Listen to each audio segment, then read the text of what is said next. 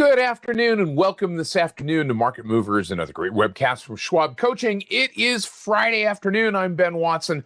I'm joined out in the chat by my good friend Michael Fairborn, great coach and educator. He's there to help answer your questions. We're joined by all of you, whether you're joining us here live, which we hope that you're doing, and whether you're joining us in the recorded version, which we also hope that you're doing as well. Here we are to wrap up this week. Thank you for being here.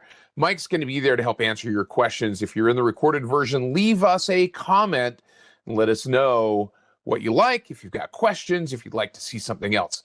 Now, we're going to jump into it because we've got a lot of stuff going on today. There's still an hour of the market left, and it has been an interesting week, holiday shortened week, first week of September as we come out of summer. We get our jobs report today, a couple of things to look at. So, couple of quick housekeeping items as we get started here this afternoon. Remember that everything we talk about, simply for illustrative and educational purposes only, is not a recommendation of any particular security or strategy. Also, remember that options carry a high level of risk. They're not suitable for all investors. Make sure that you're aware of the characteristics and risks of standardized options before considering any option transaction. Now, we're not going to focus on option trades in this discussion today. I just read that in the event that we do happen to look at some options content, but I don't think we will. Now, continuing with that discussion, we're going to be using the thinkorswim desktop software platform today, specifically the paper money version. Not a guarantee of future success out there in the real world, but a great learning environment. It doesn't do certain things, though, that the live trading platform does. So just be aware of that as you move your practice from paper trading to live trading. Remember, of course, that past performance, no guarantee of future results. We're going to look at a couple of different ways to evaluate the market today. Not only technical analysis, but also probability analysis, also kind of a quasi-fundamental approach. Any way that you look at the market is simply theoretical. It's not a guarantee what's going to happen. We don't know what's going to happen. But because of that, Schwab doesn't recommend the use of technical analysis as a sole means of investment research. Of course, investing involves risk, including the loss of principal. So as we get into this discussion, we'll keep all of those things in mind. So I'm going to do this. I'm going to jump out to our thinkorswim desktop software platform really quick, and we're going to take a look at what's going on so far in the market today. We're going to start with our index views. We typically do here on Friday afternoons. Remember, this is a 30-minute webcast, so there's still going to be time at the end of this show to take a look at what's going on in the market before it closes and make sure that you are comfortable with everything going into the weekend, into this first real weekend of September, since September 1st was the Labor Day holiday. But let's jump in to what's going on in the SPX today and over the course of this last week. It's been an interesting week. So overall in the SPX, I know I say that every week, but overall over the course of the week, we are up 0.16. Now today, down 0.47%. So what that's telling me is that we had this pretty strong run. So we had the little bit of a gap down, and then the hammer candle coming right off that 30-period moving average, in this case 50-period moving average. The 30-period would be a little bit higher, so probably a bounce off of the 30-period. And then a gap up to another little hammer-like candle in the middle, a big momentum candle yesterday, and then a gap up and a bit of a sell-off. And we might ask the question, well, wait a second, why might we have a sell-off here at the end of this first week, right? As September gets rocking and rolling, we're back up and moving. Well, we got a jobs report, first Friday of the month. That jobs report came out, and that jobs report, and at least initially, we think about what the importance of this particular jobs report might mean. This particular jobs report is going to be the last read on a hard data perspective ahead of, at least from an employment situation, ahead of the Federal Reserve meeting later this month, where the Federal Reserve is largely expected to cut rates. But one of the challenges has been the resilience of the jobs market, because the Fed, as a quasi-governmental, independent, not even quasi-governmental, really, chartered by Congress, not run by Congress. They report to Congress, but not necessarily beholden to them. This information speaks to their dual mandate. One is to maintain a fair and orderly market and manage inflation pressures. Two is to manage unemployment, essentially.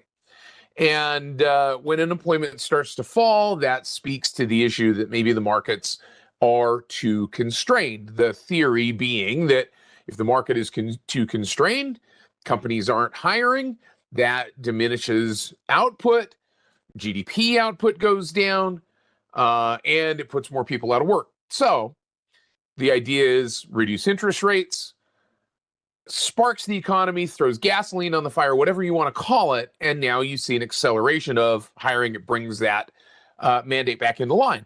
So the unemployment rate rose on this report to 4.3%. The data for August job growth landed far below expectations, and previous month's data, we know that revisions happen, was revised downward again. Now, part of this is the fact that other reads on jobs are oftentimes survey based. This is a little bit more data specific based. That's why it's sometimes referred to as hard data. So we get some numbers coming into this news. So we'll see how that plays out here. But I wanted to look at the SPX first. We'll talk a little bit more about that jobs report and its impact. But that may be one of the reasons why we're seeing this downward movement in the market. Now, nevertheless, it came off of yesterday's lows. We started to see a little bit of a bounce. So here towards the end of the day, we're starting to see a little bit of upward momentum. If we shift our view now down to a shorter view, 5-day, 5-minute time frame, you can see that the last few candles and the momentum in the last few minutes have been a little bit higher. So last hour or so, we've been seeing as traders come back from lunch and get ready to go home, you start to see this push to the upside. There's a little bit of resistance here, maybe starting to push up through that here on the SPX. So continuing to see that upward movement. Now, if we take a look, let's go back to our index grid here. Let's go to the NDX. We see the NDX, the NASDAQ, tech heavy, breaking out of the resistance level on the gap up and the sell-off, but coming to rest, at least at the moment, up off of the lows. So starting again to see a little bit of stepping in, a little bit of buying pressure coming in. RSI not really ticking down. And a little bit of bullishness holding perhaps at this level of what was previous resistance, now potentially becoming new support. And then the Russell 2000 giving us kind of this big, not really a doji. Now, a doji in its purest sense would be an open and a close at exactly the same price. And if we hover over that candle, we see that the opening print for this particular candle was 23.89.98, and the current print is 23.87.55. So down just a little bit, not exactly at the same price. So not exactly a pure doji doji cross in its pure sense. But this is a little bit of a spinning top type of candle, kind of equilibrium, top and bottom, some equal push to the upside on the gap up, and then a little bit of a sell-off to the downside, but then coming to rest kind of right here in the middle. Still above those previous highs. Now, well off, if we go back, we zoom back out, well off some of the previous all-time highs for the Russell 2000. So we're not there yet. Nevertheless, this is positive movement. You think about it, even though it's a bearish candle, it's still a little bit of positive movement on price in terms of that range. Now, that being said, who's going to be theoretically the biggest beneficiary of an interest rate cut? And that might be small caps, but at the same time, who's also perhaps suffering and maybe not hiring as much? Well, maybe it's also small caps. So that might be an impact that's kind of giving us this balance, this up and downedness to the Russell 2000 here today. So speaking of that up and downedness, Wiley points out, we got a lot of surveys today. Yeah, it's Friday. Sometimes that happens. We've got a feedback survey out there in the chat. That feedback survey is how you help us make these sessions better. Fill that out. Help us to make these sessions better. Let us know what you think. Let us know what you like. It's a real easy survey. It's really two numbers, and a question, and it helps us out. By the way, while we're also talking about this, go ahead and click on that subscribe button down there at the bottom if you haven't already. and that is getting you set up to follow us on our YouTube Trader Talks webcast channel. It's at no cost to you, and it's a great follow. So let's talk a little bit about, though, also some of the other things that are maybe moving this market, or at least the way that the market is reacting to this. So I wanted to look at the VIX grid. I've talked a lot about this week in the various webcasts that I teach, especially index options. On Wednesday, we talked a little bit more about the VIX. We talked about it on Tuesday, talking about trading futures. But we get almost this inverted hammer in the VIX today. So it was spiking a little bit higher. It's kind of come back in a little bit. I asked the question out on X, is this move in the VIX an end to the summer VIX grind right here in the 14 handle? Or is this a change in the nature? I mean, we're seeing something afoot that if we make that move, if the VIX is moving, and that was earlier.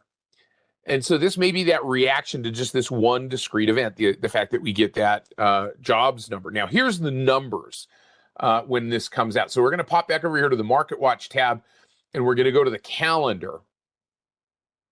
And we're going to take a look at, I don't want that. I want all of these things. So let's pop back in here. And so we had our jobs report earlier today. Let's see where that was. That was probably a little bit earlier, kind of right in the middle there. There it is.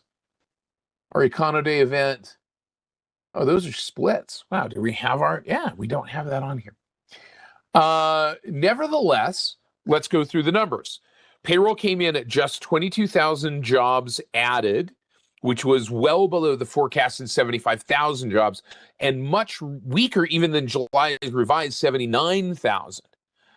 So this is likely to spark the Federal Reserve into cutting rates. Now, unemployment, like we talked about, went from 4.2 to 4.3, so 0.1% to the upside. So another weak report. There's been a trend in terms of those weak reports, and that has been an issue. So let's pop back over here to the chart, and I want to go to our single grid right here. That's our playground, or our kind of workspace, if you will. And I want to look at a couple of things. /10Y. This is, whoops, not lunar. /10Y.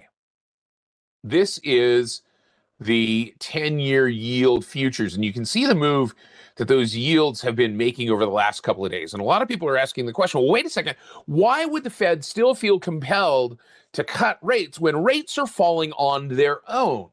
We're seeing this 10-year pushing to the downside. But remember, the Fed doesn't really have control over the 10-year. The Fed has control over at the front end of the curve, and less so out here on the longer end of the curve. So we look at /2YY, which is the 2-year yield. It's pushing to the downside as well. The Fed really only pushes the front end, that overnight rate. So it then kind of trickles out and down into those longer term trends. So the curve in this particular case, if we look at 10s over 2s, so the /10Y, we did this last week, minus /2YY gives us that curve. And it's not letting me do the curve. I've got to go to my other grid. Let's go right here.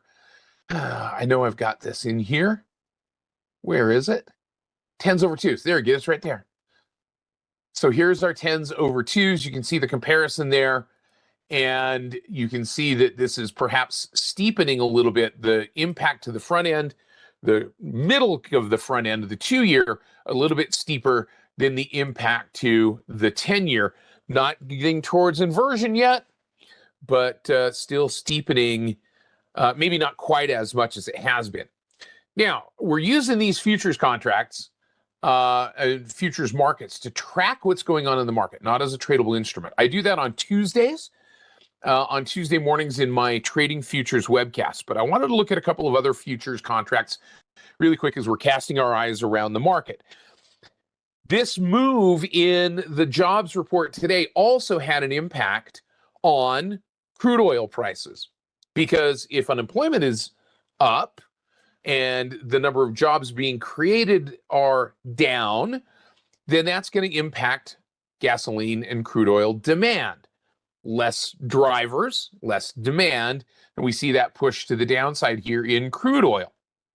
So you're seeing that push a little bit here. And on the other side of the equation, /GC, the gold contract, moving to new all-time highs today as we see gold breaking out. So we see that resistance level here and maybe that push to the upside in terms of gold pushing to a new all-time high. So why would gold be reacting to this if in fact there is a cut to interest rates? Well, a cut to interest rates and the expectation of a cut to interest rates increases theoretically the money supply. It increases borrowing, increases potentially or has the potential to increase dollar inflation /DX. We take a look at the dollar futures.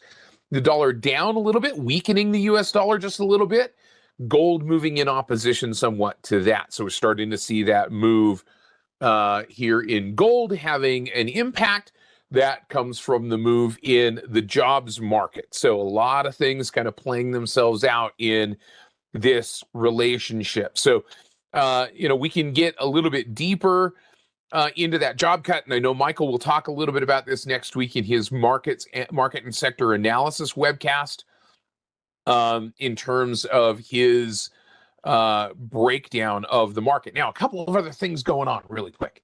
And I wanted to take a look at this as we get into this discussion /BTC. Now, when we look at these futures, this is a cryptocurrency future. Remember, the cryptocurrencies have their own characteristics and their own risks. They are treated as a storehouse of value without real legal tender status. So this is Bitcoin, the Bitcoin futures. And you see that Bitcoin kind of waffled a little bit and has been waffling a little bit. But one of the reasons why, and we could look at /ETH as well as another in this context /ETH, not looking at this from a tradable instrument, but looking at this from the perspective of the impact that some of the things that are going on. We have crypto legislation coming up. So House of Representatives passed the Clarity Act last month, or actually 2 months ago in July. Coming up is the Senate's version of that legislation, trying to get these things passed. I mean, that is the push through this summer in getting Congress to pass the first law regulating what are referred to as stable coins. This is going to be something that you're going to hear much, much, much more about as we get deeper into these discussions. But now that we're here, let's take a look at some individual stocks that are moving, and then I'm going to rotate back to some of the sectors that are showing some strength. And then I got something interesting for you for the end of this discussion. So let's take a look at a couple of the stocks that have moved that we talked a little bit about last week on earnings. We're coming down to the tail end of earnings season. Lulu, and it's buried down here in the bottom right. So I'm going to add a little bit of space to the bottom of this chart. I'm going to come over here to the price axis, and we're going to add about 20% to the bottom of this particular chart. And you can see where Lulu went to the downside here, breaking down out of what was a descending triangle that had kind of been violated a little bit. We saw that sideways movement, and yet we see the move to the downside. So breaking below that 185 support, touching down around the 163 mark, starting to see a little bit of a lift here, a little bit of a bullish candle, gap down and rally off of that move in Lulu. A couple of other earnings announcement. AVGO, this was the other place that investors' attention was being paid, was on this earnings announcement. And we saw the kind of opposite effect, right? Sideways move, gap up, and a little bit of a sell-off here on Broadcom. And again, Broadcom speaks to a couple of things.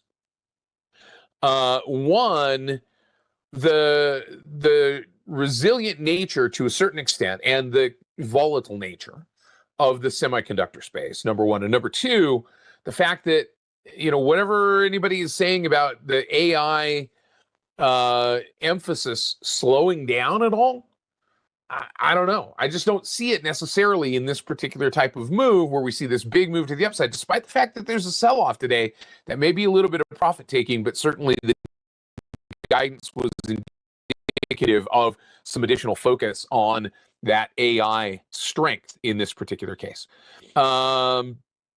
And so let's take a look at a couple of others that are just over the horizon. I talked a little bit about these on the Schwab Network today with Alex Coffey on the Next Gen Investing Show. By the way, the Schwab Network brought to us by our media affiliate, Charles Schwab Media Productions. But we looked at this one, AAPL, and some of you might be familiar with this one. This is Apple, and starting to see that move to the upside here. Maybe moving towards some of these resistance levels. We had looked at this as a little bit of a bull flag, and it kind of failed that, kind of going sideways here. But September 9th, right over the horizon here, right next week, next Tuesday, in fact, September 9th is their big product announcement. So the question is that big product announcement, which is purported to hold, I don't know if it's new stuff, but it may give us some guidance in terms of their adoption or kind of re-pivot back to AI functionality. But oftentimes, September announcements on the part of Apple, which is where they normally will announce new stuff, tend to be sandbagged by investors. There tends to be enthusiasm ahead and more of that by the rumor, sell the news type of perspective. Now, that doesn't always happen, and that's by no means a guarantee, but sometimes that is the perspective, that those product announcements are a little bit less than overwhelming, maybe just whelming in this particular case. Now, the other one that we maybe want to take a look at here really quickly, TSLA, Tesla, and Tesla on the backs of a pay package that is kind of interesting, a $1 trillion, and I think I have to say that with, the Dr. Evil mindset, $1 trillion pay package, because you got to think, not that Elon Musk is evil necessarily, and I'm not suggesting that he is, and I don't want to get into the politics of that, but a $1 trillion pay package? Wow. Okay, I'm just saying that. Now, that being said, obviously they got to hit their performance benchmark. So that's gapping the price of the stock up and making a little bit of a doji here at that resistance level. So a little bit of an ascending triangle kind of stepping itself up and building in this particular case. All right, now, no, this is not custom made, by the way. This is actually official Schwab. I'm going to say it. It's Schwab Swag. That's the official name, Schwab Swag, for this particular shirt. So there you go. All right, a couple of things coming up next week really quickly, and then we're going to jump into the sectors. Earnings from Casey's General Stores. We've got Synopsys earnings next week. We've got the Apple product announcement. PPI is coming up on the 10th. CPI is coming up on the 11th. And then on Friday, we're going to see preliminary consumer sentiment numbers. But also on Friday, I'm going to be, along with Kevin Horner, along with Ray Kimbrell, Scott Durfee, we're going to be in Washington, D.C., and we're going to be doing a 2-day workshop, Technical Analysis and Option Strategies, at the Ritz-Carlton in downtown Washington, D.C. We're going to be there Friday and Saturday. Friday is technical analysis. Saturday is options strategies. So we'd love to have you join us for that. And hopefully you will do that. Then we're going to be in Dallas on the whatever that next weekend. I think it's the 20th. We're going to be doing a market drive event. And that market drive event, great one-day event. It's a lot like this class and discussion, taking ideas from ideas to insight to action. So kind of looking at the broad market as a whole. So I wanted to do this really quick. We've got a few minutes left. I wanted to come over here to our sector strength index, our sector grid. And we'll take a look at each one of these sector indexes. And this is what we do typically on Fridays to kind of wrap things up.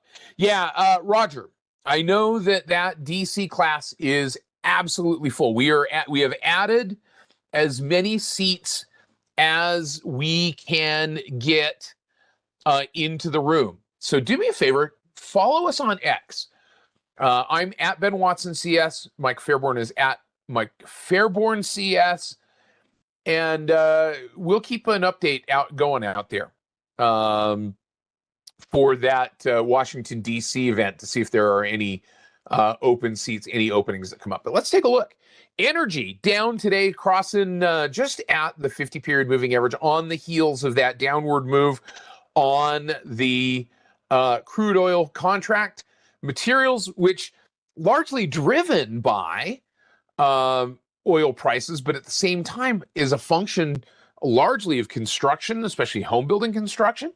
We see materials up a little bit. So the premise, I guess, is if rates are down, home building moves forward, and we see that pop to the upside in materials. We'll see if that bears itself out in real estate as well. Industrial is kind of lagging right at that 50-period moving average. They've been stronger and down below that moving average at the moment. Consumer discretionary, the big mover today with that pop to the upside again, with Lulu moving on the other side of that question, moving down, but others moving up. And consumer staples coming back up towards this resistance area of that 50-period moving average, but that's still trending down a little bit. So consumer staples a little bit weak. Healthcare advancing, maybe the strongest green candle today so far in the healthcare space, starting to move up. Big wide candle, big engulfing bearish candle today on financials. And again, I think largely driven by that potential of what's going on in the interest rate market as those bond prices go up, yields go down. And that's what we're seeing here. And that's perhaps causing a bit of a kerfluffle in the financials.